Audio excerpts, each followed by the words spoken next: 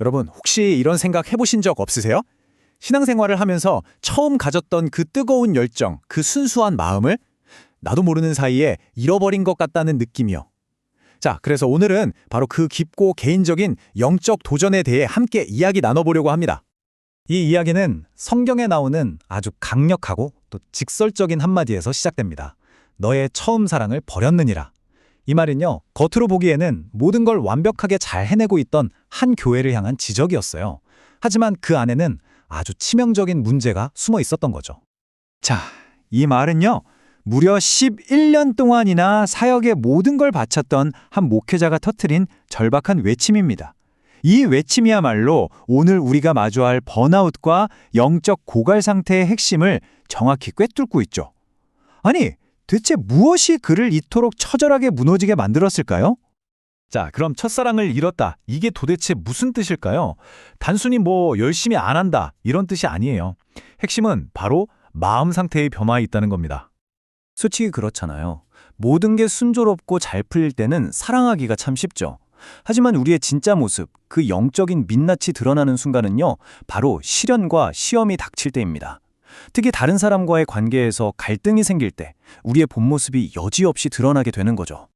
아니, 그럼 왜 이런 일이 생기는 걸까요? 이 번아웃의 뿌리를 좀 파고 들어가 보려면요, 우리가 보통 겪게 되는 영적 성장의 여정을 한번 들여다볼 필요가 있습니다. 자, 보세요. 우리의 영적 여정은 보통 이 세 단계를 거친다고 해요. 애굽에서 탈출해서 아주 강력한 거듭남을 경험하죠. 이제 다 된 것 같은데 진짜 문제는 그 다음이라는 겁니다. 우리를 성숙시키기 위한 시험의 시간, 바로 저 광야에서 길을 잃고 멈춰버리는 경우가 너무 많다는 거예요.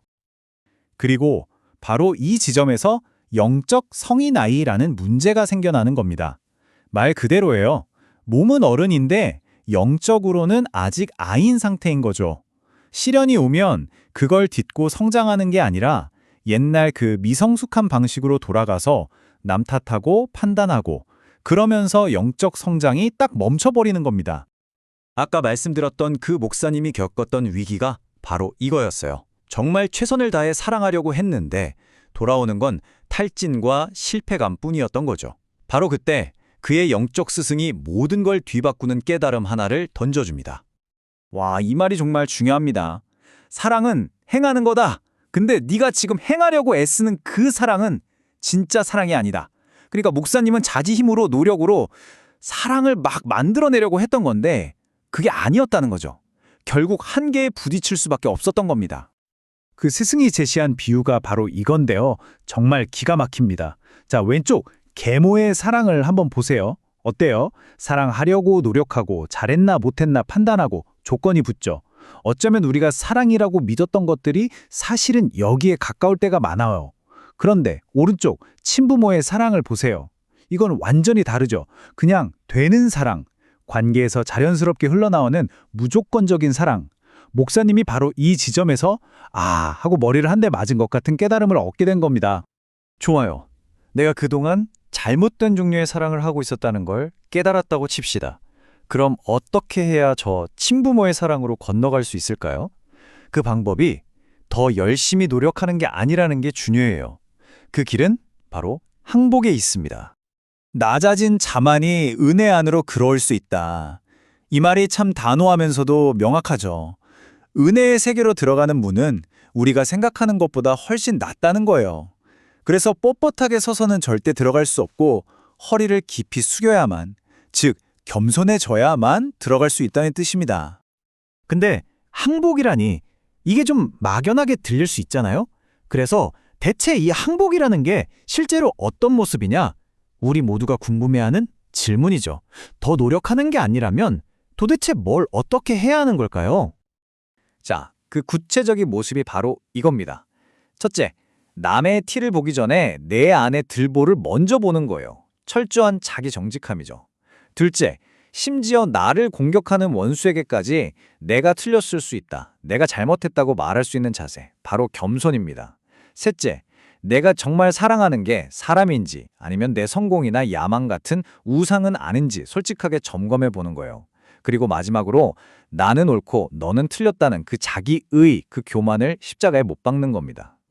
자, 이렇게 힘든 항복의 과정을 거치고 나면 그럼 대체 무슨 일이 일어날까요? 이 진짜 사랑으로 사는 삶은 과연 어떤 느낌일까요? 이 변화를 한마디로 표현하면 쓴물이 단물로 바뀌는 기적과 같아요. 중요한 건 이거예요. 원래 있던 쓴물에 설탕을 타서 좀 덜 쓰게 만드는 개선이 아니라는 겁니다. 아예 근본부터 다른 완전히 새로운 단물로 창조되는 거죠. 내 노력은 멈추고 내 안에 새로운 본성이 그 일을 대신하게 되는 겁니다. 와, 놀랍지 않나요? 결국 이겁니다. 우리가 하는 모든 봉사, 모든 사역, 그 모든 것들이 이렇게 변화된 진짜 사랑에서부터 흘러나오지 않는다면 사실은 아무 의미가 없을 수도 있다는 거죠. 그 사랑의 사역이야말로 진짜 하나님의 일이라는 결론에 이르게 됩니다. 그래서 오늘 이야기를 마무리하면서 이 질문을 여러분 자신에게 한번 던져보셨으면 좋겠습니다. 내 삶에서 달콤해지기를 간절히 기다리고 있는 그 쓴물은 과연 무엇일까요? 애쓰는 사랑에서 그냥 되는 사랑으로 가는 그 놀라운 여정은 바로 내 안의 그 쓴물을 정직하게 마주하고 항복의 자리로 가져가는 것에서부터 시작됩니다.